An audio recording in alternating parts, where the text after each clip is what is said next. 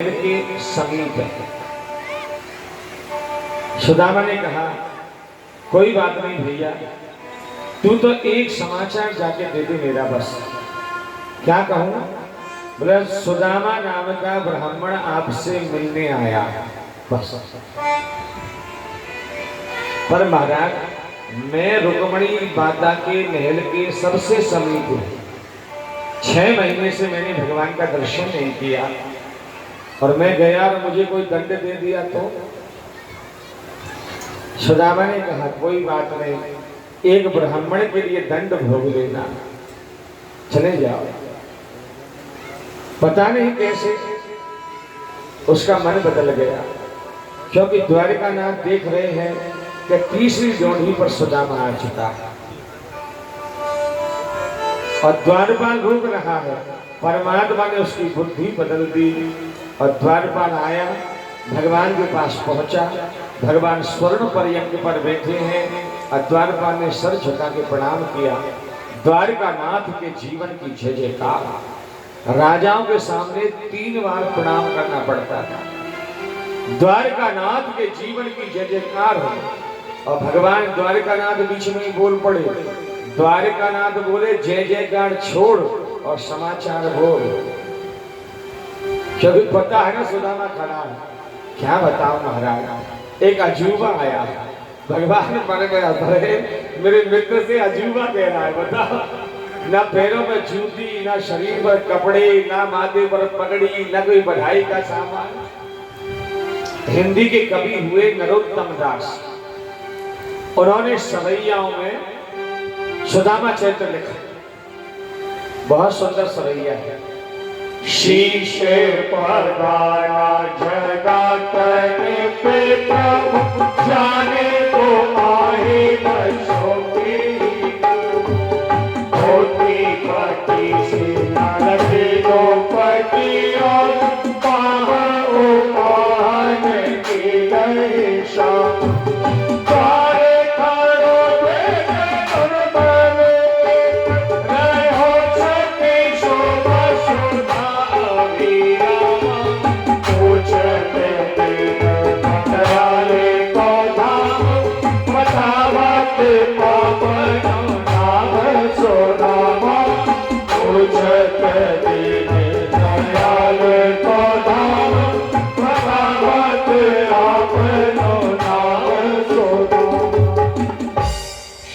पगान छगा कर, ना माथे पर पगड़ी, ना शरीर पे झंडा, ना पैरों में जूतियां।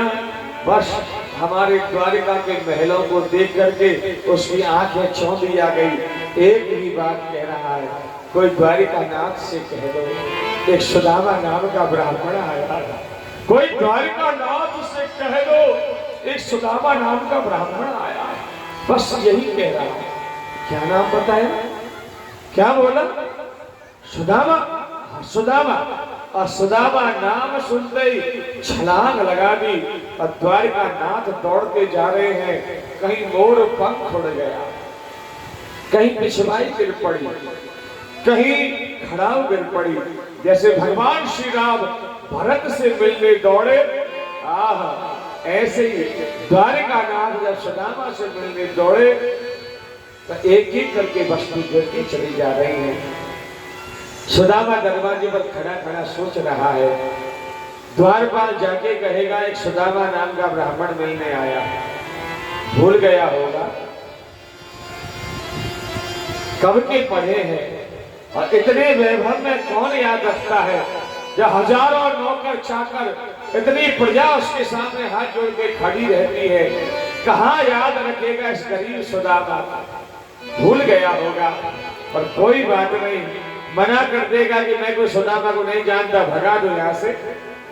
पर एक बात है, जब तक द्वारिकानाथ का दर्शन नहीं करूंगा मैं द्वारिका छोड़ के ही नहीं जाऊंगा। यही भीख मांग के खाता रहा। सुदामा ये सोच रहा है। तब तक सुदामा की सामने दृष्टि पड़ी तो द्वारिकानाथ दौड़ते आ रहे हैं। दादा दादा सुदामा सुदामा। और जैसे ही सुदामा ने सामने देखा, कौन चिल्ला रहा है? दादा सुदामा, दादा सुदामा। और सुदामा ने देखा द्वारिकानाथ दोनों हाथ फैलाते दौड़ते चले आ रहे हैं। और सुदामा ने कहा, किसी ने सही नाम रखा है, तू वाकई दया का सागर है, तू करुणा निधान है, तू दीन बंधु है, तू करुणा का सागर है। अगर करुणा नहीं होती तो कौन मुझे करुणा का सागर कहता? तू दीन बंधु नहीं होता तो कौन तुझे दीन बंधु कहता? इतने वैभव में इस दीन को पहचान गया, इस गरीब को पहचान गया। कहते कहते सुदामा ने दोनों हाथ बढ़ा दिए और द्वारिकानाथ ने सुदामा को बाहु पाश में बांधा। द्वारकानाथ के नेत्रों से आंसू बहने लगे। भगवान दौड़े तो भगवान के पीछे पुत्र पौत्र मंत्री संतरी रानी पटरानी सब दौड़ी, भीड़ लग गई। रोया तो सुदामा भी था, पर सुदामा आंसुओं को पी गया। सुदामा ने आंसू नहीं निकलने दिए। क्यों? कि अगर मैं रोया तो ये रानी पटरानी मंत्री संतरी ये कहेंगे ये गरीब मांगने के लिए आया होगा तभी रो रहा है। द्वारकानाथ में मांगने नहीं आया। और कंधे पर हाथ रख के द्वारकानाथ सुदामा को लेके जा रहे हैं। कहां सुदामा बाप रो और कृष्ण मिटाई जो। कहां सुदामा जैसा गरीब व्यक्ति, कहां द्वारकानाथ जैसा कृपा का सागर। और कहां बिठाया भगवान ने सुदामा को? जिस पलंग पर रुक्मिणी और कृष्ण के अलावा किसी की हाथ रखने की हिम्मत भी नहीं पड़ती थी, उस पलंग पर कृपा करके द्वारिकानाथ ने सुदामा को बिठाया, चरणों में बैठ गए। सुदामा ने कहा मैं तो नीचे बैठ जाऊंगा, टाट पे दरी पे बैठ जाऊं। नहीं, यही बैठे। रुक्मिणी, हाँ महाराज, सोने की झाड़ी में जल भर के लाओ। क्यों? आज भारत के संत ने द्वारिका पर कृपा की है, इसके चरण धोए जाएंगे और सुदामा की चरण धोवन के छींटे द्वारिका में लगवाए जाएंगे। आज मेरी द्वारिका पवित्र हो। रुक्मिणी दौड़ी और रुक्मिणी को जल लाने में देरी हो गई। भगवान ने दोनों हाथों में सुदामा जी के चरण ले लिए। क्या देखा? विवाही पड़ी है और कांटों का जाल पड़ा है। मैं कैसा दीनानाथ, मैं मेरे मित्र का एक कांटा दांत से निकाला था, उसी सुदामा के चरणों में कांटों का जाल पड़ा। जो न मित्र दुख हो ये दुखारी और तेना ही दिलों का तो पातक भारी। उसको तो देखने में भी पाप लगता है। और द्वारकानाथ के नेत्रों से आंसू बह चले। ऐसे बेहाल तेरा सो पद के जाल लगे कोई जोए आए महादेव सत आए तेरा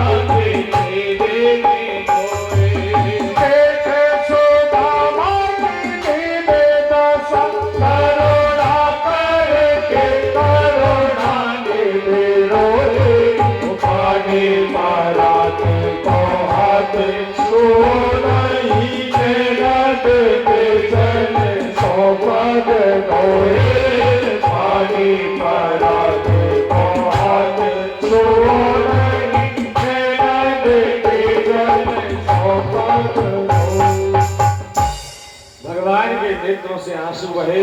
भगवान ने चरण पखारे। रुक्मिणी सोने की झाड़ी में जल भर के लाई।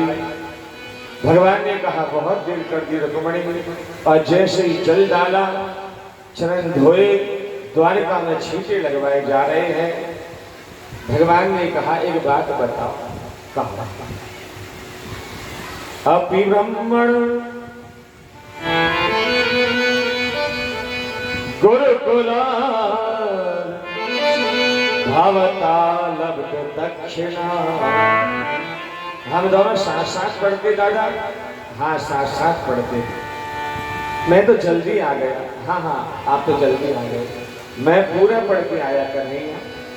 एक बात बताऊं, समावृत्तेन धर्मज्ञ भार्योहा सदृशीनव आपको आपके जैसी पत्नी मिली कि नहीं मिली?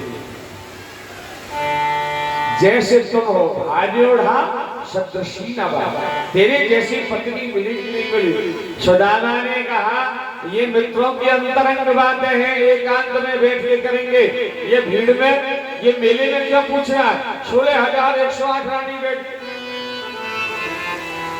राजा के मंत्री संतरी सब बैठे, पुत्र पौत्र बैठे।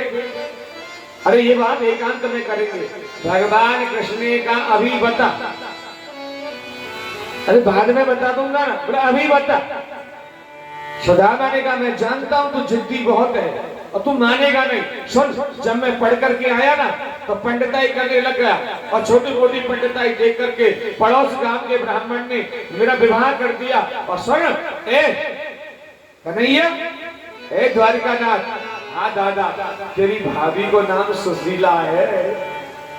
इतनी सरलता से सुदामा ने कह दिया और जितनी सरलता से सुदामा ने कहा उतनी सहजता से भगवान श्री कृष्ण ने कहा तो मेरी भाभी ने मुझको भेजो कहा है बाहरी द्वारिका का। सोने की द्वारिका का मालिक एक गरीब ब्राह्मण से कह रहा है मेरी भाभी ने मुझको भेजो कहा। ये दयालु, ये चावल नहीं लेगा, पर ये पत्नी रानी पटरानी महारानी ये क्या कहेंगे? सुदामा ने झूठ बोल दिया, तेरी भाभी ने कछु ना है भेजो। भगवान ने कान में कहा पुरानी आदत नहीं गई का, पहले छना। अरे सुदामा ने कहा ले तलाशी ले ले, इधर, अब इधर तो पोटली धरी, जैसे हाथ ऊपर किया याद आया पोटली। सुदामा बोले अरे मेरे बगल में घोड़ा भोरो दर्द वो होते। भगवान ने हाथ पकड़ लियो, भगवान हाथ पकड़ के खींचे सुदामा दबा, भगवान खींचे सुदामा दबा। भगवान बोले दिखा दो सही, मेरे यहाँ डॉक्टर वैद्य हकीमों की लाइन लगी है, इलाज करवा दूंगा। अब हड्डियों का लगा दवा, सड़ा गला कपड़ा, कपड़ा फटा और सर से चावल नीचे, जैसे ही चावल नीचे गिरे द्वारका नाथ ने पीतांबर बढ़ा दिया और एक भी चावल का दाना जमीन पर नहीं। और चावल को देखा रे राम राम, ये दुर्दर्शन, मेरे मित्र की ये दशा। और एक मुट्ठी चावल लेकर के मुंह में डाला और द्वारका नाथ ने कहा विश्व है तृप्यता, सारा विश्व तृप्त हो जाए और जो एक बार सारे विश्व को भोजन करा दे वो एक लोक का मालिक हो जाता है। परमात्मा के शरीर में विश्व नहीं ब्रह्मांड है, तो सुदामा को एक लोक दे दिया। धर्मराज ने कहा कैसे दिया आपने? भगवान ने कहा मेरे शरीर में ब्रह्मांड का निवास है, सबको इसने भोजन दे दिया, मैंने खा लिया, सबने पा लिया, इसलिए एक लोग दे दिया। भागवत में एक मुट्ठी लिखा है और नरोत्तम दास ने 2 मुट्ठी लिखा है। दूसरी मुट्ठी मुंह में डाली, विश्व है प्रत्यंतम, 2 लोग सुदामा के नाम, और तीसरी मुट्ठी भरी क्या रुक्मणी ने हाथ पकड़ लिया। अब दोनों पति पत्नी देख रहे हैं एक दूसरे को। भगवान कह रहे हाथ क्यों पकड़ा? रुक्मणी कह रही है सब इसी को देना है तो हम कहाँ रहेंगी, और ये ब्राह्मण अच्छे नहीं होते, छाती में लात यही मारते हैं, इन पर ज्यादा कृपा मत करो। तो द्वारका नाथ ने कहा रुक्मणी तेरा पत्र लेके कौन आया था? है?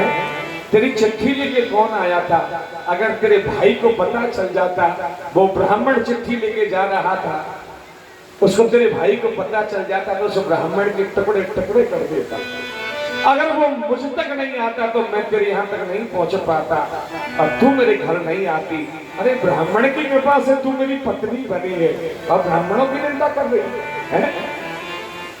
कृष्ण और राम दोनों परम ब्रह्मण्य थे। राम जी को जहां देखो, जब विवाह हुआ, युद्ध किया, कुछ भी किया, अश कही रथ रघुनाथ चलावा, विप्र चरण पंकज सरना, दोनों ही परम ब्रह्मण्य हुए। और बीच में सुदामा जी बोल पड़े। सुदामा ने कहा, दोनों पति पत्नियों की आंखों आंखों में बात हो रही है। सुदामा ने कहा, लाला कन्हैया, हाँ दादा, ऐसा लगे भैया कन्हैया तुमको या द्वारिका में भरपेट रोटी ना मिले, ये सूखी चावल ने खा लो, पेट में दर्द हो जाएगा लाला। द्वारिका नाथ ने कहा, दादा तू तो द्वारिका की बात करता है, मैंने जीवन में कभी भरपेट ही नहीं खाया। यद्यपि भोग लगाते हैं और मोह सकल संसार, रोज सारा संसार मुझे भोग लगाता है, पर कैशवरी के बेदोर घरे और पेट भरो दो बार भर पेट खाया। या तो शबरी मैया के बेर खाए या जिस दिन गुदरानी के छिलके। और मैया यशोदा के माखन से तो कभी मनीना भलो। कहते कहते कृष्ण रो पड़े। सुदामा ने कहा, तू भाग्यवान होता है, बात क्या है? भगवान श्री कृष्ण ने कहा, दादा जब मैं वृंदावन रहता था तो शरद की पूर्णिमा आई तो मेरी मैया ने खीर बना ली और खीर बना के छत पर बैठ गए हम दोनों मैया बेटा। चंद्रमा की चांदनी में खीर रखी गई और प्रातः काल मैया ने मुझे वो खीर खिलाई। जो यशोदा मैया की खीर का स्वाद था वही भाभी सुशीला के चावलों का स्वाद है। मैया यशोदा याद आ गई द्वारिका नाथ को। भगवान रो पड़े। सुदामा ने आंसू पहुंचे। भगवान ने देखा कि सब लोग शांत खड़े हैं, सब लोगों की आंखें नम हो गई। भगवान ने प्रसंग बदल दिया। भगवान ने रुक्मिणी से कहा, अरे तुमने मेरी बच्ची को प्रणाम नहीं किया, क्या कर रही है? खड़ी खड़ी प्रणाम करो। रुक्मिणी आई, मेरा नाम रुक्मिणी, आपके चरणों में प्रणाम करती हूँ। पुत्रवती भवे, अखंड सौभाग्यवती भवे। मेरा नाम जामवती, आपको प्रणाम करती हूँ। पुत्रवती भवे, अखंड सौभाग्यवती भवे। मेरा नाम सत्यभामा, आपको प्रणाम करती हूँ। पुत्रवती भवे, अखंड सौभाग्यवती भवे। मेरा नाम कालिंदी, आपको प्रणाम करती हूँ। पुत्रवती भवे, अखंड सौभाग्यवती भवे। मेरा नाम मित्रवृंदा, आपको प्रणाम करती हूँ। पुत्रवती भवे, अखंड सौभाग्यवती भवे। मेरा नाम नग्नजिति, मैं आपको प्रणाम करती हूँ। पुत्रवती भवे, अखंड सौभाग्यवती भवे। मेरा नाम भद्रा, आपको प्रणाम करती हूँ। पुत्रवती भवे, अखंड सौभाग्यवती भवे। मेरा नाम लक्ष्मणा, मैं आपको प्रणाम करती हूँ। पुत्र आठों पटरानी ने प्रणाम किया। 16,108 रानी। यहाँ से लाइन लगाए तो कुलगाम से आगे निकल जाए। सुदामा जी महाराज ने कहा, इन्हें सबको आशीर्वाद देना है क्या? हाँ, सभी को देना है। तो सारी द्वारिका की स्त्री क्यों बुलाइए भैया? तेरी घर घर की ने बुला ले तो। भगवान ने कहा, हमारी है। हमारी है मतलब? हाँ हमारी है, आप आशीर्वाद दो। मतलब समझ में नहीं आया। अरे भगवान ने कहा मतलब क्या है? ये हमारी पत्नी है और क्या है? सुदामा ने कहा, तेरी पत्नी? हाँ, तो कितनी शादी की कन्हैया? थोड़ी सी करी राजा।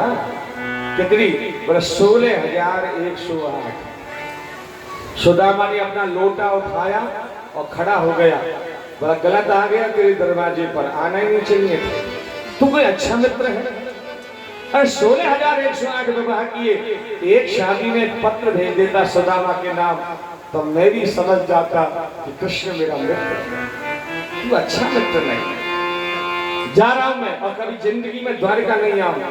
भगवान ने हाथ पकड़ के बिठाया। भगवान ने कहा, देख दादा, शादी तो 16,108 भाई, पर बारात एक भी नहीं गई।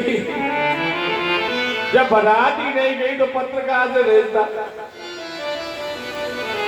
सुदामा ने कहा, भैया 16,108, एक हफ्ता तो भवे भवे में गुजर जाएगा। और बड़े से बड़ो पहलवान 500 बार हाथ ऊपर नीचे करे तो दर्द है जाए। मैं तो वैसे तो बोलो सुदामा ने कहा ऐसा कर तू तेरी पत्नियों से कह दे कि एक ही बार में सब प्रणाम कर दे, मैं आशीर्वाद दे देता।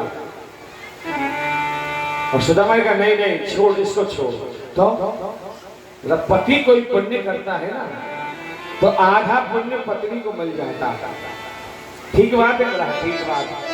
तो द्वारकानाथ तू मुझे प्रणाम कर, मैं तुझे आशीर्वाद देता।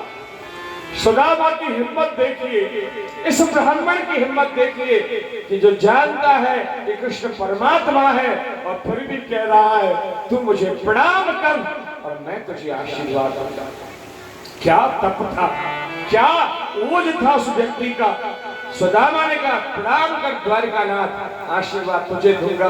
और द्वारकानाथ ने प्रणाम किया और सुदामा ने दोनों हाथ माथे पर रख के कहा कि चावल खा के क्या दिया, चावल खा के मुझे क्या दिया, जो भी तूने दिया ना मैं तुझे आशीर्वाद के रूप में वापस कर रहा, तेरा तुझको अर्पण क्या लागे मेरा। अगर सुदामा नहीं देता तो आज सुदामा त्रिलोकीनाथ नहीं होते, आज तो एक लोक के मालिक होते।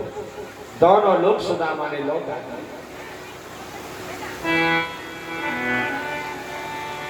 भगवान श्री कृष्ण ने कहा रुक्मणी सोने की झाड़ी में जल भर के लाओ।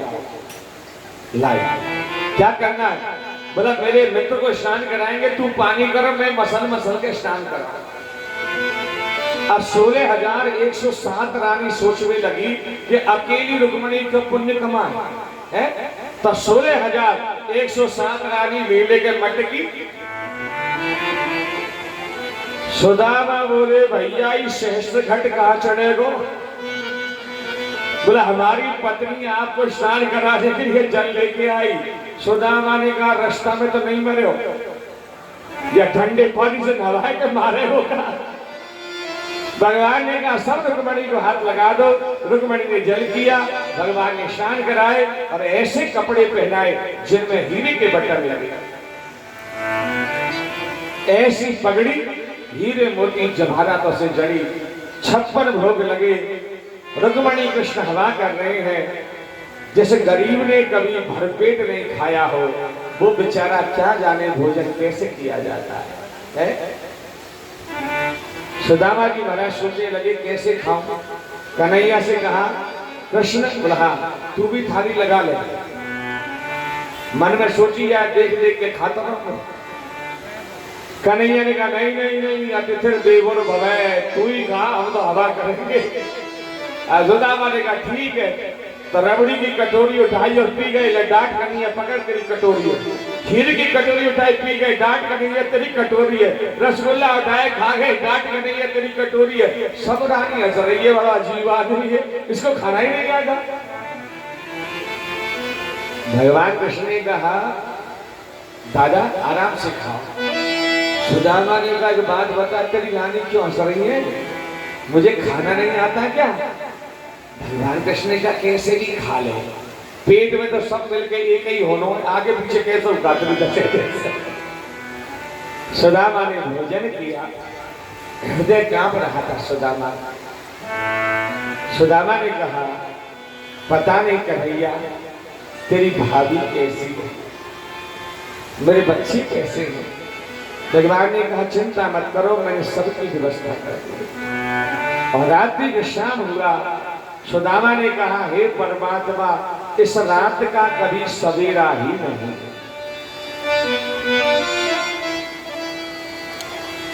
भगवान ने कहा तेरे गांव के लोग तेरे साथ कैसा व्यवहार करते हैं? अच्छा करते हैं, कोई बुरा तो नहीं करता, न सब अच्छा व्यवहार करते हैं। भगवान विश्वकर्मा को बुलाया द्वारकानाथ ने और कहा जैसी जैसी द्वारिकापुरी है ऐसी रातों रात सुदामापुरी बना दो। रातों रात निर्वाण हो गया और एक रात भागवत के अनुसार केवल एक रात सुदामा द्वारिका में रुके और सुबह जागे कि द्वारिकानाथ विदा कर दो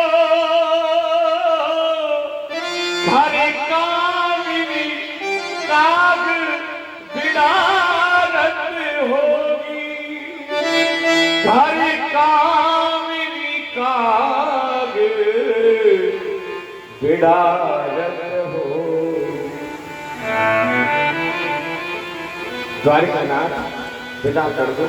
भगवान ने क्या किया, वो कपड़े उतरवा दिए, जो पहन के आया था वही पहना दिए उल्टे, और हीरे मोती वाले उतरवा दिए जो रास्ता में लूट पाट मारे, और बाहर तक विदा करने के लिए आए, ऐसे मुट्ठी बांध रखी थी भगवान ने। सुदामा ने सोचा कुछ मुट्ठी में भरा होगा तो देखा, जाते जाते भगवान ने हाथ जोड़ के कहा, दादा दोबारा मन हो तो फिर आना, द्वारका पर दोबारा कृपा कर जाता। सुदामा ने कहा ठीक है भैया, जाओ जाओ जाते रहे, जाओ बोले जाओ जाओ। और सुदामा जाते जाते सोच रहे हैं, क्या बात है, आहा कैसे गले से लिखता, कैसे मेरा सम्मान किया, कैसे मेरे चरण धोए, पत्नियों पर कैसे प्रणाम करवाया, कैसे स्नान कराया, कैसे भोजन कराया। बाहरे दयालु, मेरे जैसे गरीब पति ने कैसे कृपा की। कृष्ण से बढ़कर दुनिया में कोई दयालु नहीं हो सकता। पर थोड़ा आगे बढ़ के सोचा, और तो बढ़िया है, कपड़ा उतरवा लिया, बताओ एक जोड़ी कपड़ा नहीं दे सका, बताओ लोभ ही बहुत है, और तो सब ठीक है पर लोभ ही बहुत है। सो गए सुदामा, भगवान ने रातों रात पहुंचा दिया सुदामापुरी। और जागो, दृष्टि चमचम देखा महल बन गया, मंदिर देख डरे सुदामा,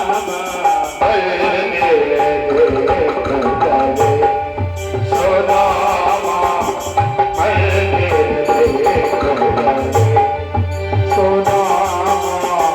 यहाँ पे हटो तुलसी को बीवा, यहाँ पे हटो तुलसी को बीवा, कंचन महल खड़े, कंचन महल खड़े,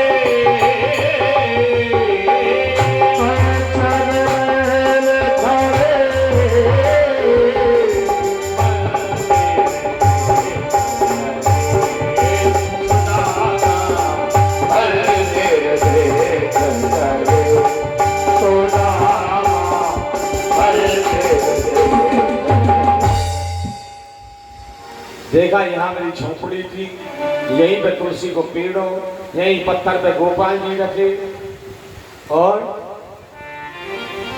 लगता है पत्नी किसी सेठ को बेच के चली गई। दरवाजे पे पहुंचे, सेठ जी कहाँ गए? बोला सेठ जी का नहीं है, पंडित जी का महल है। बोला पंडितों के भी महल होते हैं क्या? वाह, क्या नाम है पंडित जी का? बोला श्री श्री 108 श्री पितृ कुल भूषण श्री सुदामा जी महाराज। नाम तो मेरो ही है, पर एक नाम के 2-3 आदमी हो सकते हैं, 150 भी हो सकते हैं। सुदामा जी आजकल कहाँ गए हैं? सुना है द्वारिका गए हैं। सुदामा ने कहा द्वारिका तो नहीं गया था,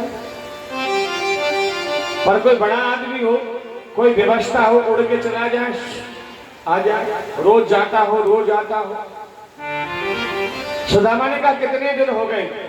द्वारपाल ने कहा देख भैया, नई नई नौकरी लगी है हमारी, हमें ज्यादा जानकारी नहीं है, पर सुना है 6 महीने हो गए।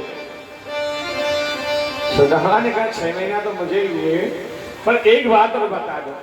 बोले पूछो कि अब महल में कौन रह रहा है? द्वारपालों ने कहा श्री श्री 105 श्री पितृ कुल साम्राज्ञी श्री सुशीला जी महारानी। सुदामा ने कहा नाम तो पंडितानी कोई है। इतने में तो उतर करके आ गई नीचे। और बंधुओं जब ये आता है ना, आहा, रंग बदल जाता है, ढंग बदल जाता है, अंग बदल जाता है और संग बदल जाता है। किसी ने लिखा है ए सर तू खुदा नहीं है, लक्ष्मी तू भगवान नहीं है, पर खुदा की कसम खुदा से कम भी नहीं है। भगवान की पत्नी है तो भगवान से कम कैसे होगी साहब?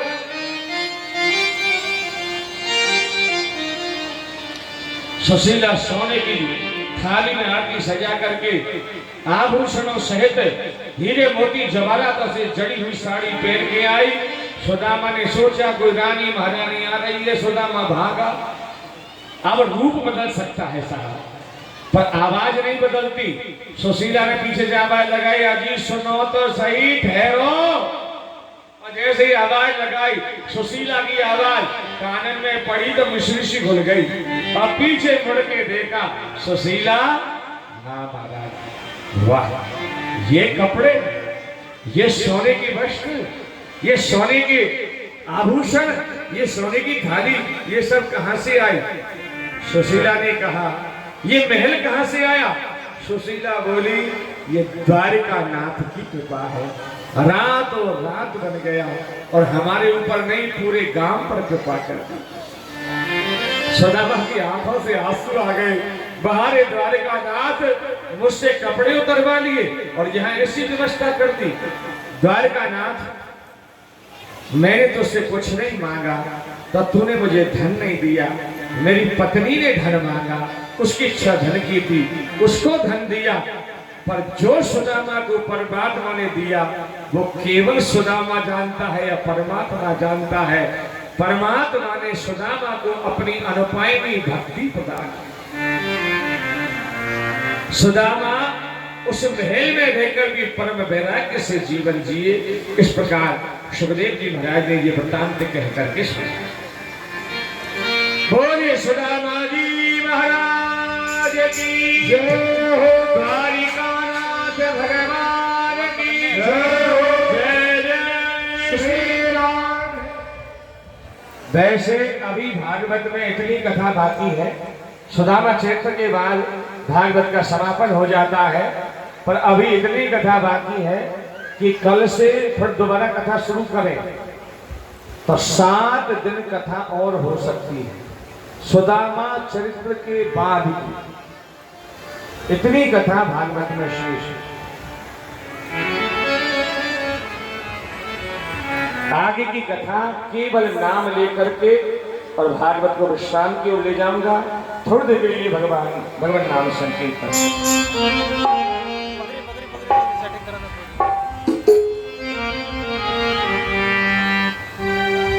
तेरे नैना बड़े रसीले, मोटे मोटे बड़े कटीले, तेनो नजर नहीं लग जाए मेरे शाह।